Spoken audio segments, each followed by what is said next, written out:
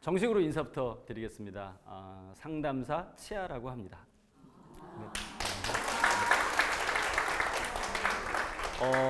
저는 여기 가게 어느 가게 맛집 이런 데 써 있는 것처럼 저렇게 써놨는데 2006년서부터 한 12년 됐죠. 이제 12년 동안 오프라인, 온라인 상에서 이제 상담 활동을 하고 있고요.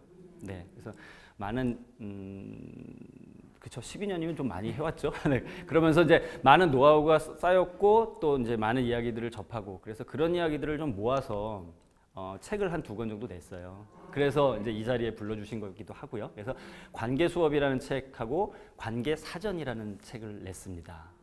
그러면 제가 오늘 할 강연의 제목이 뭘까요? 관계죠. 네, 맞습니다. 관계입니다. 그래서 관계에 대한 얘기를 좀 드리려고요. 관계를 사전적으로 하면 이렇게 써 있어요. 둘 이상의 사람, 사물, 현상이 서로 연결되어 영향을 주는 것이라고 써 있습니다. 네, 근데 사물이나 현상이 서로 연결돼서 영향을 주는 건 과학자가 얘기하시라고 하고, 네, 저는 사람 사이의 관계에 대해서 좀 말씀을 드리려고 해요. 네, 보이시나요? 엄청나게 많은 사람이 지구상에는 살아가죠. 네, 그 관계들을 여러 가지로 규정할 수 있는데 그냥 간략하게 그 관계의 종류에 대해서 좀 짚고 넘어가 보면 첫 번째는 나하고 내 안에 나가 있어요. 내 안에 나를 어색해 하시는, 그러니까 낯설어 하시는 분들이 되게 많은데 예를 들면 그냥 쉽게 길을 가다가 5만 원짜리 뭉치를 발견했어요. 네. 고민 안 하시는 분도 계시겠죠? 네. 근데 대부분의 사람은 야, 저거 나 지금 필요해. 줍자가 있고 또 한편에 야, 웃기지 마. 너 이거는 정의롭지 않은 일이야. 하는 사람 있잖아요. 네. 이것도 나와 내 안에 나인 거예요. 네. 그리고 내 안에 거의 모든 분들이 내 안에 나를 가지고 계시는데 잘 모르시죠. 근데 나와 내 안에 나가 서로 관계가 좋으면 그분은 행복하세요.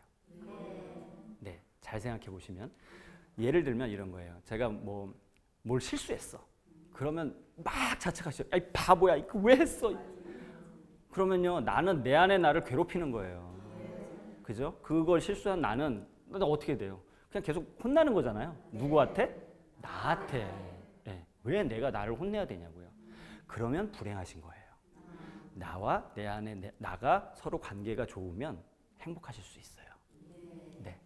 그리고 조금 더 관계를 확대해 볼게요. 이제 그러면 부모와 자식 관계가 있겠죠. 아우, 지긋지긋하죠?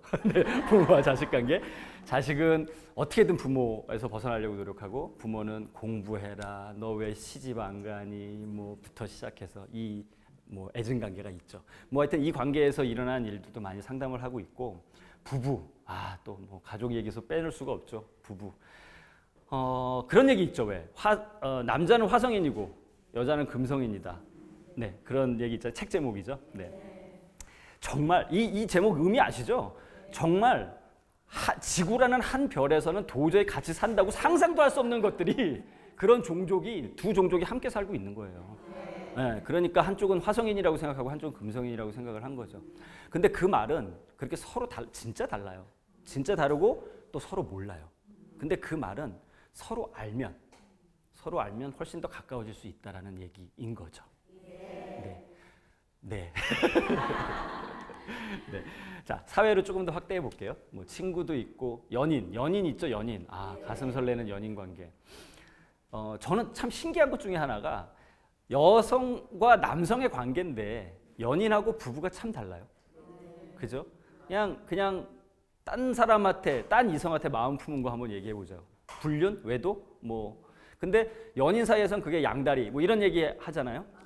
네, 부부 사이에서는 그게 법적으로 딱 제한됐다는 이유 하나로 벗어날 수 없는 일이잖아요. 근데 연인은 여차하면 헤어지면 그만인 거죠. 네. 근데 왜 부부는 안 되죠? 왜 안 될까요? 그러니까요. 근데 그 법은 누가 자기를 제한하고 있는 거냐고요. 나라고요, 나. 네. 사회가 너 법으로 결혼했으니까 이혼하지 마라고 얘기하고 있지 않아요. 네. 내가 결혼했으니까 남편이 바람 폈어도, 네. 남편이 성매매를 했어도 나는 꾹 참아야 돼. 라고 생각을 하는 거잖아요. 네. 그렇다고 해서 남편 바람 폈다고 무조건 다 이혼하세요 이렇게 얘기하고 있는 건 아닙니다. 절대 그런 뜻이 아니라 네. 나 스스로 나를 아까 내 안의 나 말씀드렸잖아요. 나 스스로 나를 계속 규정하고 억압하고 괴롭히고 하지 마시라고요. 네. 그다음에 성별 문제 뭐 요즘에 네. 뭐 많이 이야기 되죠. 뭐 미투서부터 시작해서 굉장히 바람직한 방향으로 가고 있고 이 사회가 사실 굉장히 지구라는 이 사회 자체가 굉장히 남성 중심 사회로 오랫동안 이어져 왔고 지금까지 이제서야 이제 조금 더 키높이가 좀 높여지려고 그러니까 맞춰지려고 노력하는 관계라고 보고요. 그래서 앞으로 좀 더 가야 될 거고 성별은 그런데 세대 간의 문제 혹시 심각하게 느끼시는 분 계세요? 앞으로 저는 성별 문제보다 세대 문제가 더 사회 문제가 될 거라고 생각을 합니다. 앞으로는. 이게 왜냐하면 성별 문제는 사실 그렇게 완전히 돈 문제가 엮여 있지는 않아요. 물론 엮여 있죠. 여성분들이 훨씬 더 남성 노동자보다 임금을 덜 받는다. 뭐 이런 같은 그레이드면 뭐 이런 문제가 있긴 하지만 그렇게 크게 부각되진 않아요. 근데 세대 문제는요. 돈 문제가 아주 민감하게 엮여 있어서 사람들이 민감할 수밖에 없어요. 앞으로 노인 인구가 더 많아지면 이 노인 인구는 뭘 말하냐면 생산 불가능한 인구거든요. 그러면 이분들을 먹여 살리는 사회복지는 어디서 돈이 나오나요? 생산 가능한 인구가 벌어들이는 돈에서 나옵니다. 근데 이 생산 가능한 인구는 출산율 저하로 계속 줄어들고 있죠. 그러면 지금 만약에 우리 젊은 세대가 100만 원을 벌어서 20만 원을 어떤 세금으로 나라의 세금으로 내서 그걸 사회복지에 쓰고 있다면 20, 30년 후면 그분들이 100만 원 벌면 40만 원을 세금으로 내야 될 수도 있어요. 가만히 있겠나요?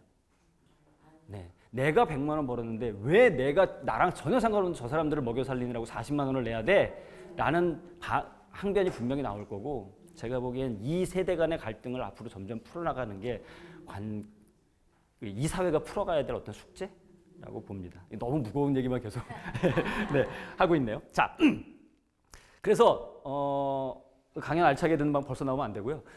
그래서 이런 관계들에서 생길 수 있는 어떤 소재들, 주제들을 오늘 이야기를 할 건데 오늘 제 강연은 쭉 이렇게 무슨 클라이막스가 있어서 기승전 쭉 가다가 이제 결론 빵! 여러분 감동 막 하고 집에 가 이런 거 아니고요.